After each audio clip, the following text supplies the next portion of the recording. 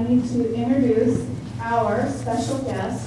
And the reason, our most important part, is his name is David Brooke, and he's the gratitude god. David George Brooke has been a speaker, teacher, life coach, and best-selling author for over 25 years.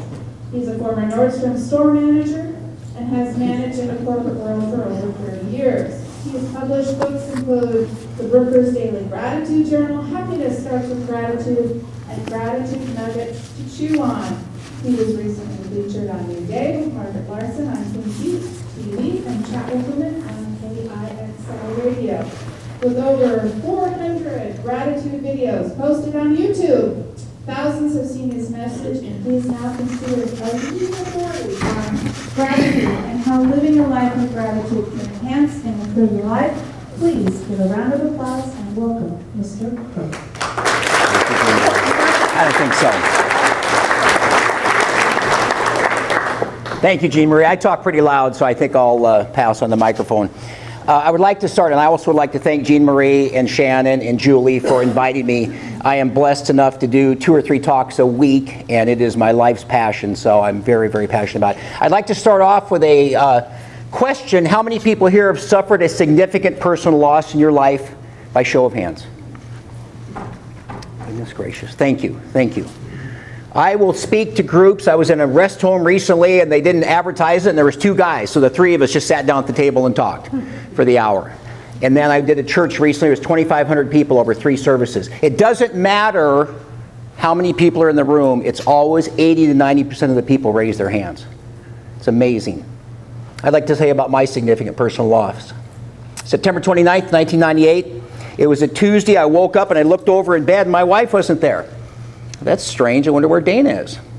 Just then, my 4-year-old Connor comes walking in. Where's Mom? I don't know. Let's go find her. So we walk down the hallway. We look in a couple of rooms. We don't see her. And then my 14-year-old, Kyle, same question. So we go down and we start looking. Then we look downstairs, and here she is down in front of the washer and dryer. She's curled over and crunched in. It doesn't look good. So we run down there. I turn her over. There's stuff coming out of her mouth and things. Connor starts crying uncontrollably.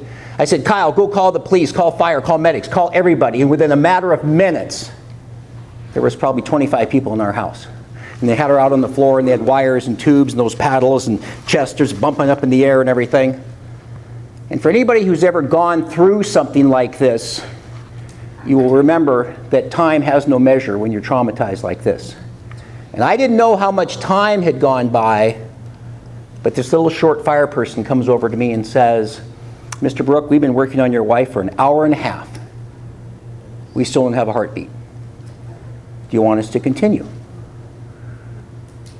And I just sat there for a minute and I thought about it. And I realized never before in my life had I had to make a life and death decision for somebody. And I said, no, you can stop. And she was dead. She was 38 years old. And what made it so compelling for me, it was tough enough. That was 15 years ago, this past September 29th. But I had already lost my mother to cancer. I was very close with her. I lost my father to suicide. He was a very prominent attorney. He decided to deal with a shotgun one day. And just people after people. 2 of my best friends the night we graduated from high school. It went on and on and on. I started thinking, how am I going to deal with this? And a couple days after Dana died, I walked up to this deck and I pinched myself. I remember just like 2 minutes ago. And I thought, I'm just a little guy, flesh and blood, and some bones and things like this. I don't know how I'm going to do this. Connor couldn't stop crying, and Kyle goes, what's happened with Mom? How did she die? And I thought, now I see why people kill themselves. It's the first time in my life I ever realized that. And half the people that died in my life, 20, 25 roughly, half of them were of their own hand. Suicide, prescription. Dana died of a prescription pill overdose. Vicodin, Oxycontin, all that crap. Others were booze and frying their brains and livers. It just is ridiculous to me. But I also, as I just was thinking about it, I thought, I'm going to have to figure out a way to cope.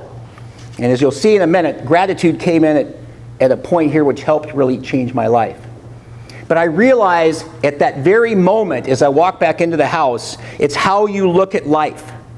And people always ask me, I'm blessed enough to do, as I said, 2 or 3 of these presentations a week. The number one question, do you need a PowerPoint and do you need a screen? No. I want to look in every single set of eyes that I see. Even in that church, there was 1,500 at the mid-service. I can see every set of eyes.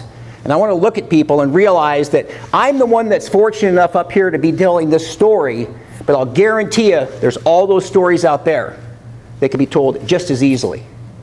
And I'm here to say this is my story, but more importantly, here's what can help you. And it's a healthy coping mechanism and not an unhealthy one. So it comes back to how you look at things. So I'd like you to all stand up for a second, if you would. Great breakfast this morning, thank you. And I'd like you to take your right hand and turn it stretch it out and turn it in a clockwise manner. Now I notice there's no clocks here, so here's a watch. Everybody's digital now, so that's clockwise, right? This way. So keep turning it, stretch it out, nice, that feels good. Somebody said, oh, you have a hole there. Anyway, and so stretch it out clockwise. Now just keep it going clockwise. Start bringing it down slowly to your forehead, your eyes, your chin, neck, and down to your waist. Now what direction is it going? Who said counterclockwise? One of you guys gets a book back there. Okay, go ahead and sit down. So let me see. This is obviously a very smart group because nobody's still turning their hand. There's always somebody going, Bob, how did he do it? And they're always going, and I go, hey, and I have an undergraduate degree from the University of Washington. I have buddies of mine, PhDs, MBAs, all these really smart guys. And they've seen me talk, and they go, so what's the story with that circle thing? I go, you have a PhD. I know, can you fill me in? Do they actually change midstream? I said, no, you knucklehead. I said, it depends on how you look at it. If you look from the top and the bottom, it's going to look different. It's just my way. Everybody says glass half full. It's just my way of telling people it depends how you want to look at it. And you have to decide for yourself. As I went forward, I started to realize I'm going to need some tools along this way.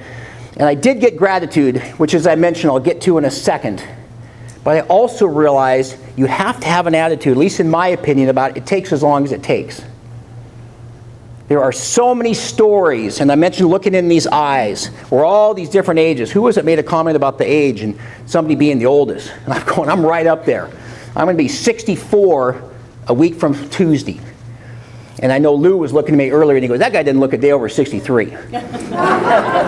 Weren't you, Lou? No, I won't. You're pretty young. Yeah, that's right. But it doesn't matter. Sylvester Stallone, 300 banks to get financing for Rocky. Walt Disney, hundreds of banks to get Disneyland. There's all these stories. Colonel Sanders didn't start KFC till 63. I think he passed away in his mid to late 90s. But you have to have that I will not give up attitude, and it takes as long as it takes. And every one of your stories is different. A lot of times the groups, I'll go around, I'll remember everybody's names. And I'll call them by name. How do you do that? And I said, I'm just focusing on the people. And there's Kim and Shannon and Deborah and Katie and just all these people. It's just because if you put your mind to something, you can do it. And one of the things, as I keep alluding to, is this gratitude journal, which I'll talk about in a second. But it takes as long as it takes. Your path is completely different than the person next to you. And this mistake we all make is comparing ourselves to somebody else. So I thought, well, I'm going to figure out a way. And I'm going to stick with this. But in the meantime, I have these 2 little boys who are struggling mightily. 4 and 14. So Connor has such a tough time. They say at the preschool, we need to do an assessment on him. So they do the assessment, they're bouncing balls and doing all these little things and tests and stuff. It's just very traumatic. So when they're done, they have them go sit in the lobby, and I come in and I sit with this lady, and she says, your son is really messed up. Really messed up. He said, his mother just died a couple months ago. For gosh sakes. What do you mean he's messed up? Well, I'm telling you, he's going to have a hard time in life. So they give me all this. She's going to need to do this, occupational therapy and so forth. And so when it was done, I said, we live by Green Lake. And I said, well, let me tell you something. I was a pretty decent athlete in my age, my time. He's going to be the starting quarterback at Roosevelt High School. She starts laughing. Yeah, no. Never forgot it. I walk out in the car, I get in there, I sit in the car, the only thing just happened, it just popped up, I just started bawling. I couldn't stop crying for a half hour. Literally a half hour. Connor kept saying, what's wrong, Daddy? It's okay, Connor, don't worry about it. But he kept trying. Somehow he got it. Both Kyle and Connor got it from me. We're not going to give up. We're not going to throw the towel in because Dana's passed away. And he kept trying, but he couldn't do it. He wanted to play baseball. And there's the T-ball. How many people here are parents? Okay, you're familiar with T-ball. Okay, now let me just, for those that may or may not know, the ball does not move. It just sits on the tee. How hard is it to hit it? And Connor would just swing. Connor, the ball's down. Dad, I'm going to get it. And I'm going, lower the bat. He finally it hits the tee. The ball dribbles forward. Dad, I got to hit. Connor, but he kept trying. So he kept going through coach pitch, T-ball, all the different levels, never gave up. So I'd go to all the practices. I'd figure out a way to support both those boys. Practices, games, everything. Teachers, PTA, Cub Scouts, Boy Scouts, you name it. I'm going to be the best parent ever. Because there's only one of us now.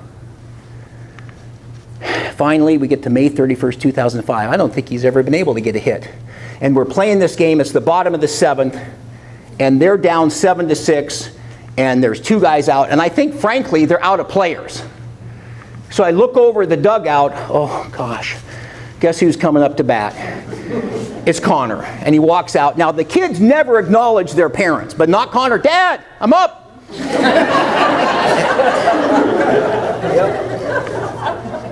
So as he gets to the plate, I did the only thing that seemed acceptable. Lord, a walk would load the bases, hit by a pitch.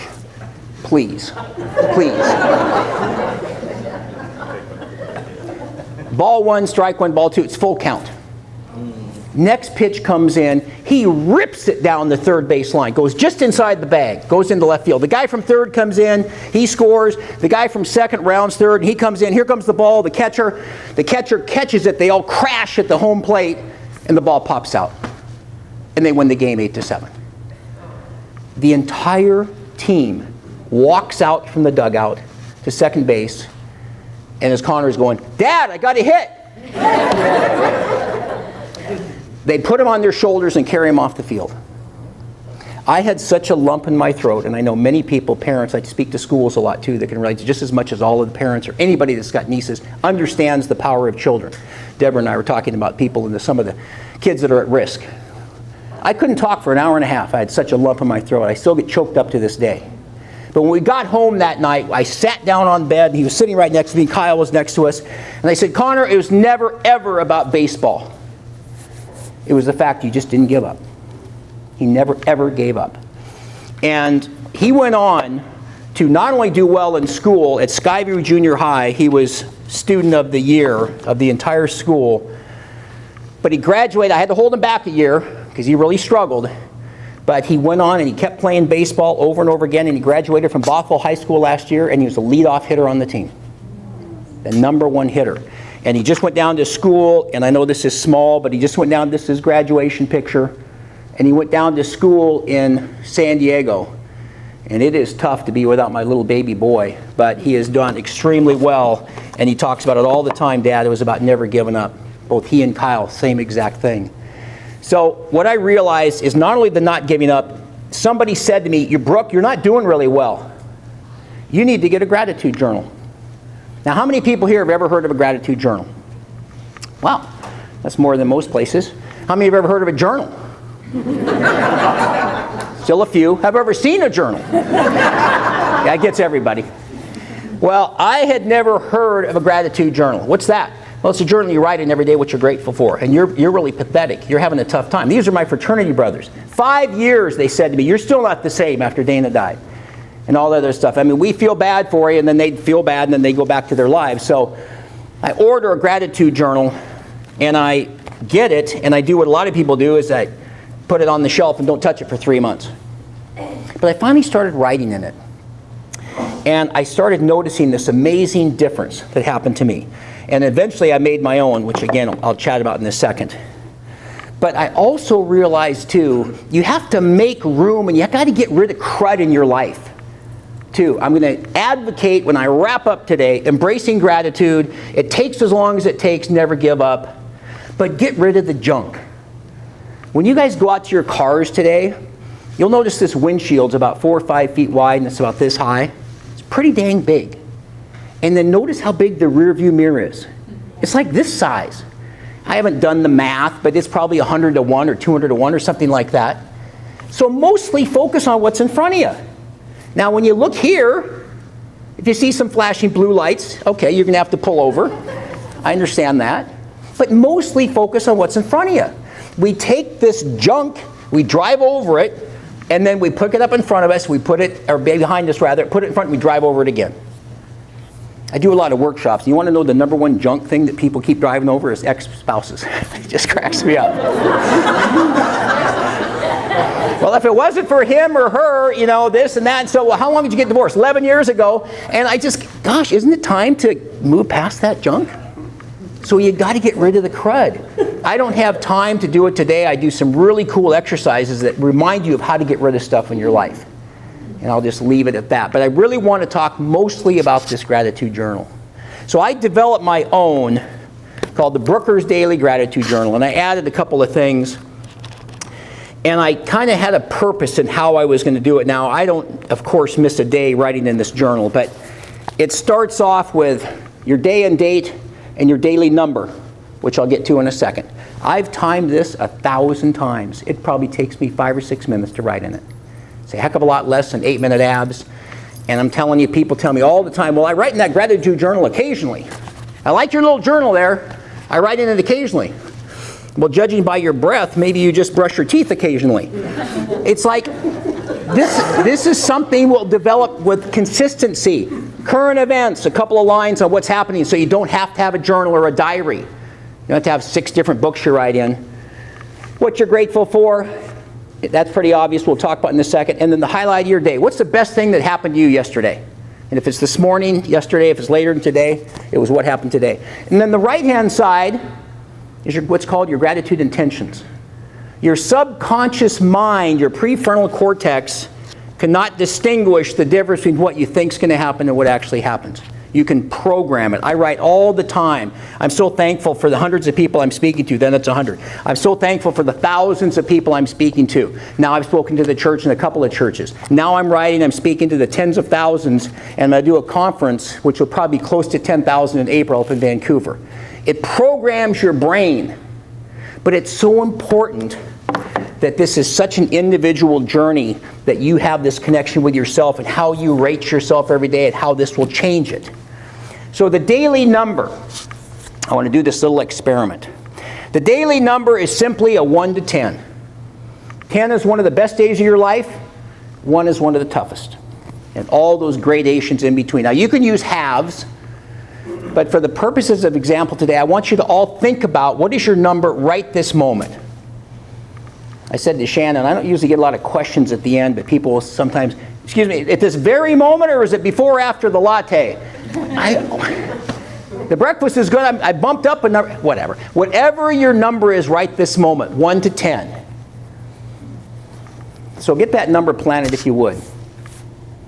So I'm going to ask you what your number is in a second, but I want to start by saying 1 to 5. Don't raise your hand. If you're having a tough day, something's happened and it's not good, I don't want to hear from you, just don't raise your hand. But based on that daily number, how many people here are a 6? Any 6s? Okay. Handful. 7s. Okay, kind of the same. 8. Oh, a fair amount of 8s. Cool. And 9s. A few more 9s. And any 10s? Wow. 2, 3, 4, 5, 10s. Okay.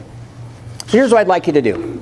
Now, I normally do this written down, and again, I just have a 30-minute chunk of time today, so I don't have time to pass out paper and pens and so forth. So I want you to do this, and I want you to plan it in your brain as best you can. I want you to think about the number one thing you're grateful for in your life. If you could only pick one thing. And in doing these talks, I used to give all sorts of ideas. I know what it is for me, and I know what 1, 2, 3 you can imagine. I know 1 through 20 is for me, maybe longer. But I want you to think about what is the number one thing you're grateful for. I won't even make a comment that we probably don't do this enough, but I guess that stands to reason. Okay, so you got that in your brain. Now I want you to think, what's the second thing you are most grateful for after number 1? Okay, plant that in there. And now the last thing is, what was the highlight of your day yesterday? I will tell you this one. I got a call from Connor in San Diego yesterday. I was at Rotary downtown. He left me a voicemail I wanted to check in, your dad. I know, how was your talk today, and so on and so forth. And I love you, and he still says daddy. And he's 19 and 6'2".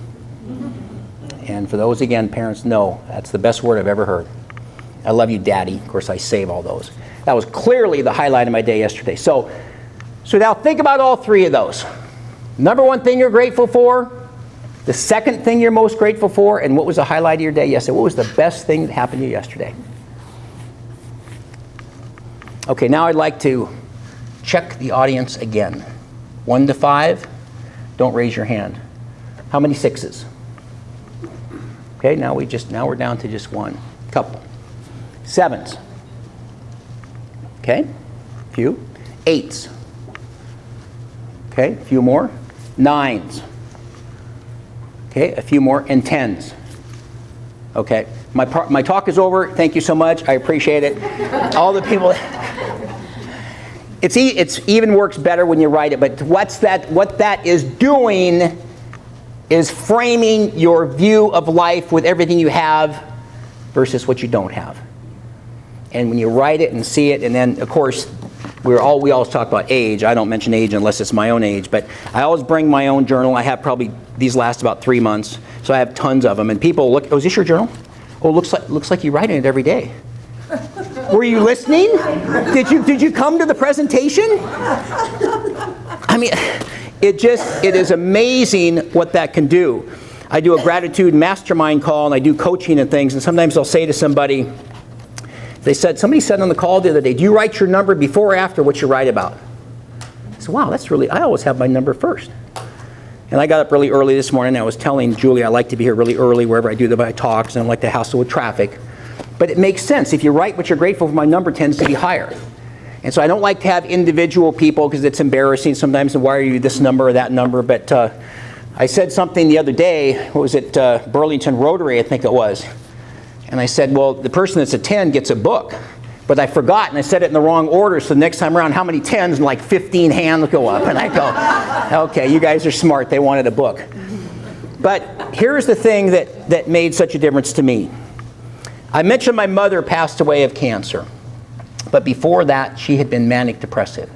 And she did something to me that I still cannot get over. And when I was in school, she would call me, and she would take, I could hear it on the phone, a bottle of pills, and she'd go, you either come over and see me right now or I'm going to kill myself. I'm going to take, this is sleeping pills, this is a few years ago, obviously, and she'd shake them like that. And I was in school, and then it happened when I went into college, and it was just, gosh, and I would tell Mr. Gallup, I have to leave, my mom is sick. And I'd drive over and see her, and I just thought, gosh, that is so cruel to a child. Well, I think as a result of that, I got some of her manic depressive crap. And I'm not going to take pills. I'm just not going to. Dana died of Vicodin, Oxycontin, and she overdosed and had gotten hooked on those. So, but I realized I'm going to have to deal with this in what I think are more healthy, holistic ways. And the gratitude journal was certainly one of those pieces. So I wake up one day about a year ago, and I'm at 2. And I am really depressed, and I'm not doing well. So I think, okay, Mr. Gratitude guy, I guess you're going to have to practice what you preach. So I grabbed my journal, and I drove down to a Starbucks, and I wrote in it, and that bumped me up to about a 4 or 5. I felt better. I definitely did. Connor was healthy. Kyle's at my health. I'm very healthy. Knock wood. That's usually my number 1. But I still wasn't my normal 8 or 9, maybe sometimes 10. And so I went to do a talk. And so I do the talk up, I think it was Burlington Chamber Rotary, I forget, up north. And when I was done, people come over and talk to you, and I love doing these talks. As I said, my goal is to do 150 this year. That's 3 or 4 a week. But even more now is when people come over and talk to me. Sometimes they buy the journals and books. That's great. You can buy one, or you can get a spiral. I don't care. I have a neat one here, but it doesn't matter. But I love the conversations because it's one-on-one. Let me tell you what happened to me. I had this, that, and so forth. It's just phenomenally rewarding. Much better than running a Nordstrom store, certainly a Lowe's. Where are the hammers and nails? Who cares? And so it's something that's so powerful, but then this lady comes up to me, and this has happened a lot since then, and she's crying. And she goes, my name is Janice. Can I give you a hug? I said, sure. She gives me a hug. You just changed my life. I said, well, thank you. I don't know if I really changed your life, but I think I'm trying to give you some tools. She goes, no, you didn't. I said, well, can I ask you what? She goes, no, I can't tell you. I'll start crying. But she was so impacted by that. She got a couple journals for her kids and so forth. So people wait in line, and I get to talk to all these people and so forth. So when we were done, I walk out to my car, and I sit in my car, and I realize now I'm at 9.5. I'd gone from a 2 to a 5 to 6 to a 9.5. And there wasn't one bottle of booze. There wasn't line of powder. There wasn't all this nonsense that people do to try to cope with life. And I offer people a healthy coping mechanism in a world of tons of unhealthy, destructive, and frankly, deadly coping mechanisms. Again, people share many times about who has died in their life through these unfortunate circumstances. But then as I'm going along, I'm driving to my car, and I'm thinking, you ever wonder who your closest friend is? Well, if you wonder who your closest friend is, who's the first person you call if you get really good or really bad news? That's how you know. I think that's the first person. I was going to call Connor first, Kyle second. But I thought, no, I'm just going to enjoy this. I'm just driving, got a big smile. Now I'm at 9.5, and I've gone from a 2 to a 9.5. And I take the rear view mirror, and I turn it towards myself. I'm driving along about 70, and I go, I'm so frickin' proud of you. And yeah, it's embarrassing, but I don't care. I mean, I'm making a difference. I'm impacting lives. And I'm giving tools to people that struggle. When Deborah and I were talking about kids that are people and families that have been abused, I wasn't abused as a child. I'm very grateful for that. Jean Marie mentioned that I do these videos. I've got 400, I think it's approaching 450 now. They're 2-minute videos. I do one every single day. People ask me all the time, how do you come up with a new idea? Seriously? I mean, I think, where's Dave Brooke? He's in a Starbucks, he's looking at the wall, he's run out of ideas for gratitude. I don't know. I mean, I did once on the furnace. I was just so happy I was toasty. You know, I mean, and I just have tons and tons of those. So, before I wrap up, I'd like to mention that, where's Julie? I'd love to give away a book. So can I do a business card drawing real quick? Can you guys just grab your business cards if you have them? Because I want to give away a book. And I think we should use the raffle? I'm happy to give you a list of people. Okay, that's cool. Just for time. Okay, no problem. Since we're kind of running late today, I think we should use the raffle numbers. So, Okay. Maybe we can get the We'll do raffle that. ticket. But Anyone who bought a raffle, just use Okay, those, perfect. and then we'll take it from there. So Perfect. you can hand me the raffle numbers. And then I will add, too, that I do send out this video every Monday morning at 7:45. It's called a 2-minute gratitude video, and as you can imagine, it's 2 minutes I'm long. very gratified at 7:45. I know, that's why it's Can you wait till 8? I'm not ready. She's not a morning girl.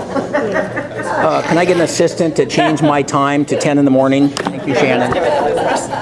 So, okay. All right, so there So, you go. do you have your tickets handy? So, 790. 790. We'll put it back in for the Seahawks. Oh, it's Darlene. Where's Darlene? Oh, Darlene. Okay, cool. Thank you. Clap. Thank you, Darlene. So, Back in, Darlene, so you can win the Seahawks basket if you want. Perfect. Okay. So, one of the things I think is so important is how and why you're doing something. I do this because I want to impact lives. I want to change people. I've been able to help a lot, but I never take what I do too seriously. So here Darlene wins the book. Every time I give away at least 1 or 2 books, depending on the size.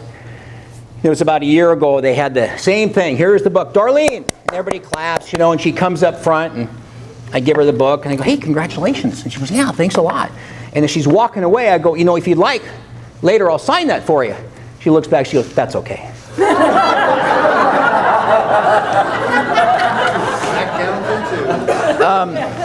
So, if you want me to sign that for you, there's $20 in it for you that I will. Yeah. So, let me kind of conclude with this. I ask you to consider embracing gratitude. I ask you to consider it takes as long as it takes. Don't ever, ever, ever give up. Winston Churchill. Think about getting the junk out of your brain. Make room for gratitude. It's like you drive into these projects and they open the garage door, they're just filled with junk, and from floor to ceiling. It's supposed to be for a car. But people have so much junk. It's okay, but get rid of it. Get rid of it and put these positive thoughts in your mind. A gratitude journal. Of course, the young groups, of course. Yeah, that's super. Do you have an app? And actually, I do have an app. And I just refuse to sell it. It's $1.99. I'm so grateful to Jean Marie and Julie and Shannon for inviting me today, and just types it right on my little journal. But it's not the same. It starts with a thought up here in your head, your little CPU we have up here. It goes to your heart, your arm, your hand, the pen, and you write it down. I am so grateful. As I just mentioned, my highlight of my day yesterday was that voicemail from Connor. Thanks, and I love you, Daddy. It makes a difference. You can go back and see, why was I a 4 one day? Why was I a 9 the other day? You can reference it. There's all these advantages to it. And then the last piece after the gratitude journal is sharing gratitude. When you get excited about something, you want to share it with people. Was it Jeff with Advocare? And I never forget names. And yes? Like what? Was I not paying attention? Was he going to ask me about what my number was? No, I try so hard. Is it Phil? Yes. I just try so hard to pay attention to names. Advocare, anybody who's getting into something they're trying to help people, aren't you excited to share with people? Of course. Yeah, so it's very, very similar. So I realize this too. I want to share this with as many people as I can. And of course, there's going to be people that understand you and people that don't. But I'll give you a couple of quick stories. I wanted to go skydiving. I never did drugs and dope and coke and all that nonsense, as you can imagine. That was not going to be it, especially after Dana, but even before that. But I always was a daredevil. So I wanted to go skydiving. So I get 8 of my buddies, or 7 of us, there was 8 of us. So I make an appointment at Issaquah skydiving way back then. And then there was 7 of us, and then there was 6, and then there was 5. And we were scheduled to go on a Saturday, so about that Wednesday, get a couple of calls. Dave, I feel a sore throat coming on. Wow, that's a surprise, you little chicken. So it finally gets to Saturday. I walk up to the counter. Brooke, party of 8. He goes, where's all your friends? I don't have any. And I went by myself. And I have a picture of it, jumping out of the airplane and everything, but nobody got to experience that with me. Nobody. And so I ask you to consider sharing it when you get something that works for you and people are struggling. Ask people how you can help them and see if you can share it with them. So the last thing I'd like to do today, I typically do this right when you're here, but I got to wrap up. But I would like to ask you to do something today. Please just honor this, if you will. I call this the 4 T's. Text, telephone, Twitter, or tell somebody in your world how grateful you are for them today. Just sometime today. And what's really fun, and again, I'm sensitive to time, when I do it in the groups, you cannot believe. First of all, they actually use this as a telephone, which is quite a unique concept, because everything now is this, and people don't look at each other anymore at Starbucks and go to the bathroom. Oh, good, and they're going doing this. It's just like crazy. Do you have to go again? I got more messages to check. It's just hilarious. What happened to this? What happened to just looking at people?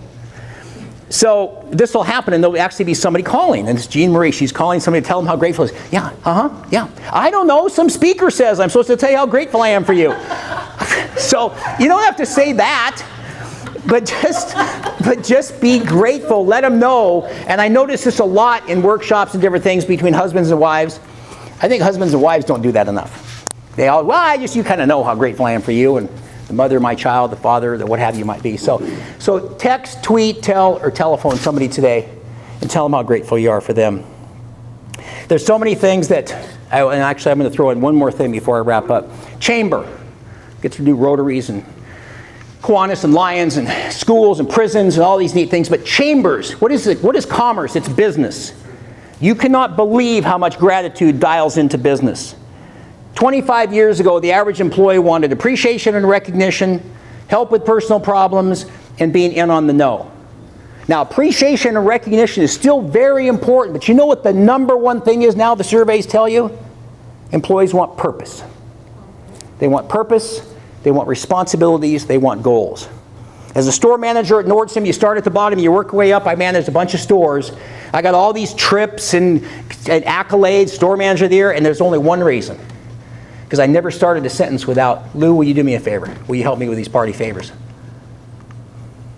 Katie, will you help me and see if I can get these chairs organized? I never, ever started a sentence without that. And people, why are you so successful? Golden rule, gratitude, appreciating my job, and then appreciating them as employees. So in those businesses you have, I'm sure you all do that, but it's something, it's amazing. You tell somebody how grateful you are to have them in your world, in your job, what that'll do for you.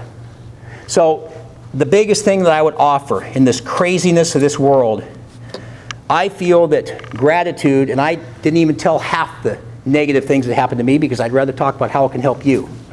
But I will tell you, if you give gratitude, and specifically a gratitude journal, and frame your life around that, it can change it, it can transform it, and in my case, I feel it saved it. I truly do. It can save yours too. Thanks a lot.